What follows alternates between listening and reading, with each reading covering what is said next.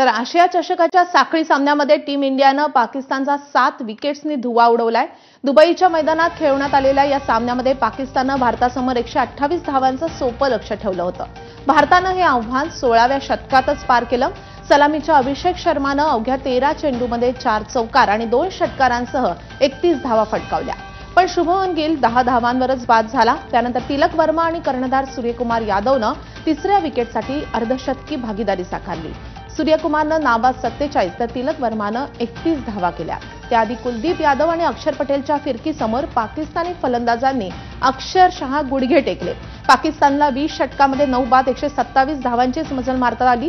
कुलदीप यादव आणि अक्षर पटेल या फिरकीत जोडगोळीनं अवघ्या 36 धावांमध्ये 5 फलंदाजांना माघारी धाडलं। तर जसप्रीत बुमराहनं 2 आणि हार्दिक पंड्या वरुण चक्रवर्तीनं प्रत्येकी एक विकेट घेतली। पाकिस्तानचा सलामीवीर साहिबजादा फरहाननं सर्वाधिक 40 धावा केल्या। त्यानंतर एकाही फलंदाजाला फारसा प्रभाव पाडता आला नाही।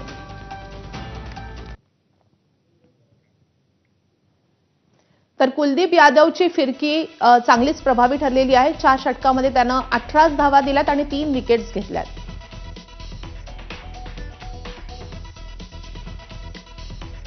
अक्षरचाही प्रभावी मारा होता। 4 षटकं 18 धावा देत 2 विकेट्स त्यानं पटकावलेल्या आहेत।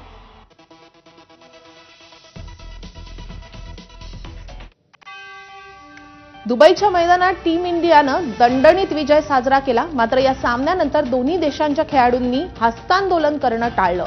पहलगाम हल्ल्यानंतर दोन्ही देशातले राजकीय संबंध ताणले गेले। त्यामुळे भारतानं पाकिस्तान विरुद्ध खेळू नये अशी अनेक देशवासियांची भावना होती। मात्र सरकारनं बहुराष्ट्रीय स्पर्धांमध्ये खेळण्याची बीसीसीआयला परवानगी दिल्यानं आशिया चषकामध्ये खेळण्याचा भारताचा मार्ग मोकळा झाला। पण पाकिस्तान विरुद्धच्या सामन्यामध्ये नाणेफेकीवेळी सूर्यकुमार यादवनं पाकिस्तानी कर्णधाराशी हस्तांदोलन टाळलं आणि मग सामन्यानंतरही दोन्ही देशांच्या खेळाडूंमध्ये हस्तांदोलन न करता आपापल्या ड्रेसिंग रूममध्ये ते खेळाडू परतले।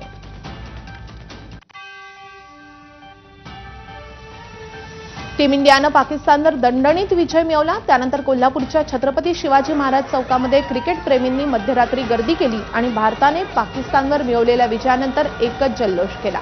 छत्रपती शिवाजी महाराज की जय, हिंदुस्तान जिंदाबादच्या घोषणा देण्यात आल्या। यावेळी फटाक्यांची देखील आतिषबाजी करण्यात आली।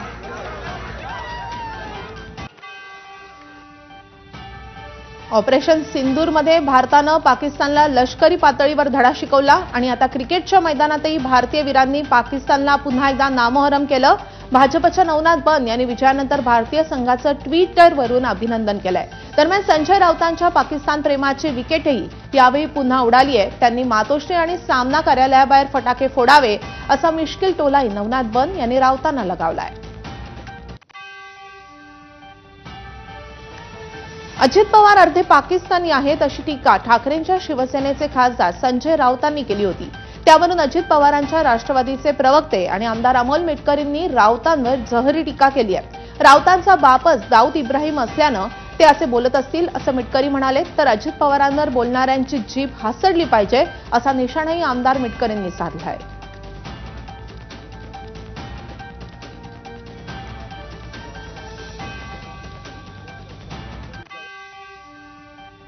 मूर्ख राजकारण येतो। आपण ही सामना पाहणार हो, तो पाकिस्तानीच आहे अर्धा पाकड्या जाय तो। अजित पवार जर असं बोलत असेल तर त्याच्या अंगातलं रक्त पाकड्यांचं रक्त आहे, कळलं? जर ही भाषा असेल अजित महाराष्ट्राच्या एका मंत्र्याची तर ही भाषा राष्ट्रभक्त नागरिकाची नाही आहे, कळलं? अजित पवार त्या धुंद्यामध्ये दाऊदचं रक्त वाहत असल्यामुळे संजय राऊतला 100 दाऊद आणि 1 राऊत असं म्हणतात, कारण याचा बाप हा नक्कीच दाऊद इब्राहिम असला पाहिजे। अजितदादांबद्दल अपशब्द जर संजय राऊत बोलत असेल तर संजय राऊताची जीभ हासडून त्याच्या हातात दिली पाहिजे। हीच त्याची खरी लायकी आणि हीच त्याची खरी अवकात आहे। उपमुख्यमंत्री एकनाथ शिंदे यांच्या प्रमुख उपस्थितीमध्ये मंत्री, खासदार, आमदार यांना मार्गदर्शन करण्यात आले। मंत्री दादा भुसे यांच्या शासकीय निवासस्थानी शिवसेनेच्या आमदार आणि खासदारांची 1.5 तास बैठक पार पडली आहे। या बैठकीमध्ये एकनाथ शिंदेंनी आगामी निवडणुकांसाठी तयारी करण्याचे आदेश दिले असून निवडणुकीमध्ये जास्तीत जास्त जागा निवडून आणाव्यात अशा सूचनाही केल्यात। तर खासदार आमदारांच्या बैठकीनंतर फक्त मुंबईतील 6 आमदारांची बैठक पार पडली. मुंबई महापालिका निवडणुकीच्या अनुषंगानं मुंबईतील आमदारांशी एकनाथ शिंदेंनी विशेष चर्चा केली आहे.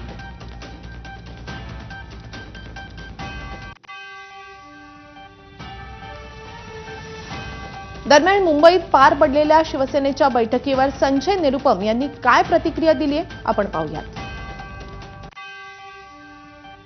या निवडणुकीमध्ये एक जोरदार असा कामगिरी आम्हाला करायचा आहे हाचा निर्धार आज या बैठकमध्ये पक्षाने घेतलेला आहे आणि आता पुढे नोव्हेंबरच्या नंतर जो निवडणूक सुरू होईल त्याची तयारीमध्ये आम्ही लागलेले आहोत. म्हणजे संपूर्ण शिवसेना आता निवडणुकीच्या मिशन मोडमध्ये आलेली आहे. शिंदेंच्या शिवसेनेत गेलेले मुंबईतील माजी नगरसेवक पुन्हा ठाकरेंच्या सेनेच्या वाटेवर असल्याचं सचिन अहिर म्हणाले होते. त्यानंतर काल मुंबईतील माजी नगरसेवकांनी एकनाथ शिंदेंची भेट घेतली आहे. आम्ही सर्व माजी नगरसेवक शिंदेंसोबत असल्याची ग्वाही यावेळी या माजी नगरसेवकांनी दिली आहे. तसंच निवडणूक दणदणीत मताधिक्याने जिंकू असा विश्वासही त्यांनी यावेळी व्यक्त केला.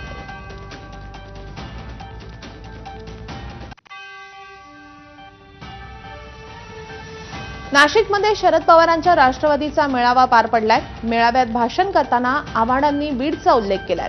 यावेळी त्यांनी खासदार बजरंग सोनवणेंकडे पाहिलं. त्यावरून शरद पवारांनी आव्हाडांचे कान टोचलेत. आव्हाडांनी सोनवणेंकडे पाहून बोलायची गरज नव्हती. सामाजिक ऐक्य साधणारा आहे हा पक्ष कुण्या एकाचा नाही असं पवार आव्हाडांना म्हणाले. यावर खासदार बजरंग सोनवणे यांना प्रश्न विचारल्यावर त्यांनी मात्र सारवासारव केली आहे. 100 घरांच्या गावामध्ये 2 मुसलमानांची घरं, त्याच्यातला तो एक पोरगा, तो एका मुलीबरोबर चहा पीत बसला होता जामनेरमध्ये. त्या पोराला तिथनं काही पोरांनी उचलला आणि त्याचे हाल करून त्याच्या आई बापासमोर त्याचा मृत्यू झाला. त्याला 14 ठिकाणी फिरवला, 14 ठिकाणी मारला, आई वडिलांसमोर गेला आणि आई वडिलांसमोरच त्या पोराने प्राण सोडला. काल अतिशय चांगली मांडणी या ठिकाणी जितेंद्र आवाजांनी केली. ती मांडणी करत असताना 2-3 त्यांनी प्रश्न सोनवणेंना विचारले. मला असं वाटतं तसा प्रश्न विचारण्याची आवश्यकता नव्हती. जितेंद्र आव्हाड साहेब मला काही खोचक बोलले किंवा असं काही नाहीये. त्याला काहीतरी वेगळं वळण उगीच नको असं काही नाही.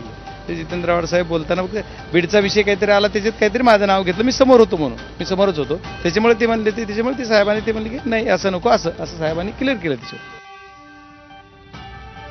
माजी मुख्यमंत्री आणि भाजपचे नेते अशोक चव्हाणांनी पुन्हा एकदा काँग्रेसवर निशाणा साधलाय. राजकारणामध्ये मला संपण्याचा प्रयत्न झाला, आम्ही टिकलो असून खोट्या आरोपांमुळे काँग्रेस सोडल्याचं अशोक चव्हाणांनी सांगितलंय. तसंच मतचोरीवरून आरोप करणाऱ्या काँग्रेस नेत्यांनाही त्यांनी सांगितलंय मतचोरी झाली असती तर नाना पटोले 250 मतांनी जिंकले असते का असा सवालही अशोक चव्हाणांनी उपस्थित केलाय. 14 वर्ष वनवास भोगल्यानंतर मग आम्ही निर्णय घेतला. आता वेळ आलेली आहे. ताई, मी तुम्हाला बोललो नाही म्हटलं, आता प्रत्येकाचा काही चॉईस असतो मला माहित नाही, पण मी निर्णय घेतला. मोदी साहेबांशी चर्चा केली, अमित भाईंशी चर्चा केली, देवेंद्र भाऊंशी चर्चा केली आणि मी त्यांना सांगितलं महाराष्ट्रातलं वातावरण बदलतंय, मी भाजपामध्ये येतो, तुमच्या आशीर्वादाने कामही करेन.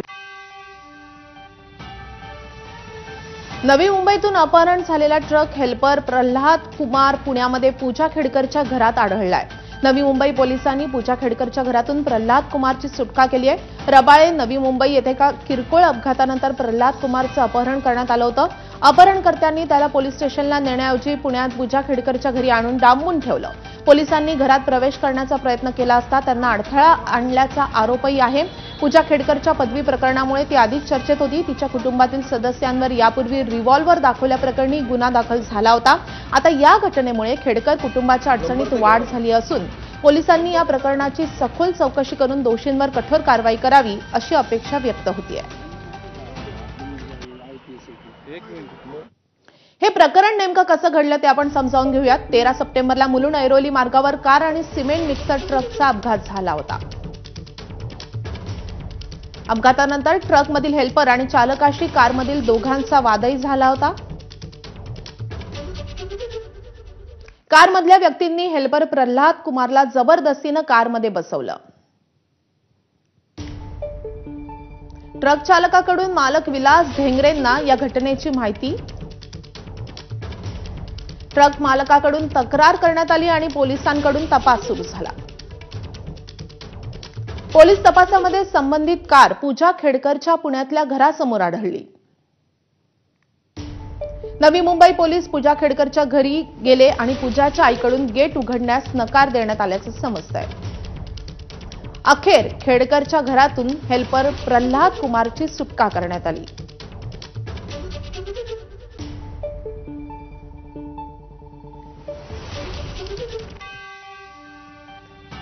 कबूतरखान्यांची राजधानी असलेल्या मुंबईमध्ये आणखी एका कबूतरखान्याची भर पडली आहे. मंत्री मंगलप्रभात लोढांनी संजय गांधी राष्ट्रीय उद्यानातील 3 मूर्ती जैन मंदिर येथे नव्या कबूतरखान्याचं उद्घाटन केलंय. त्यामुळे मुंबईतील कबूतरखान्यांची संख्या आता 52 वर पोहोचली आहे. मुंबईतील प्रत्येक वॉर्डमध्ये कबूतरखाना उभारला जावा अशी इच्छाही यावेळी लोढांनी व्यक्त केली आहे. कबुतरांना योग्य ठिकाणी अन्नधान्य मिळावं आणि नागरिकांनाही त्रास होऊ नये यासाठी अशा कबूतरखान्यांची गरज असल्याचंही लोढा म्हणाले. आज आपण इथे पोलंदपूर दिगंबर जैन समाजतर्फे हा जी जगह आहे त्यांची 9 एकर जगह आहे. यामध्ये आता आपण एक नवीन कबूतरखानाचं आज उद्घाटन केलेलं आहे. आपण बघू शकता हा लोकांचे कोणाने काही त्रास यामध्ये ते हा एक नॅशनल पार्कचा पार्ट आहे. ब्रेकनंतर बुलेटिनमध्ये आपलं पुन्हा एकदा स्वागत. घेऊयात बातम्यांचा वेगवान आढावा. गडचिरोलीच्या अहेरीजवळील नागेपल्लीमध्ये धक्कादायक प्रकार घडलाय. स्मशानभूमीमध्ये 2 गटामध्ये तुफान राडा झाल्याची घटना घडली आहे. स्मशानभूमीमध्ये अतिक्रमण केलेल्या नागरिकांनी अंत्यसंस्कारासाठी गेलेल्या नागरिकांवर हल्ला केल्याची घटना घडली आहे आणि यावरून 2 गटामध्ये राडा झालाय. नागेपल्ली ग्रामपंचायत प्रशासनाच्या म्हणण्यानुसार सदर जागा स्मशानभूमीची असून येथे गावातील नागरिकांचा अंत्यविधी केला जातो. मात्र या जागेवर बाहेरून आलेल्या काही वराह पालन व्यावसायिकांनी अतिक्रमण केल्याचं म्हणण्यात येते आणि दरम्यान या प्रकरणी पोलिसांकडून कारवाई करण्यात येते. नाशिकच्या मालेगाव जवळील कोठरे शिवारातील शेतकऱ्याला सावकाराच्या गुंडांकडून लोखंडी रॉडनं मारहाण करण्यात आली आहे. यामध्ये शेतकरी बापू पवार गंभीर जखमी झालेत. बापू पवार यांनी 10 वर्षांपूर्वी एका सावकाराकडून 20 लाखांचं कर्ज घेतलं होतं. त्या बदल्यामध्ये त्यांनी त्यांची शेती सावकाराकडे गहाण ठेवली होती. मात्र आता 20 लाखांच्या बदल्यामध्ये 71 लाखांची परतफेड केल्याचा दावा शेतकऱ्यानं केलाय. तरीही सावकारानं आपली जमीन परस्पर हडप केल्याचा दावा शेतकऱ्यानं केलाय. या प्रकरणी वडनेर खाकुर्डी पोलीस ठाण्यामध्ये गुन्हा दाखल करण्याचं काम सुरू आहे.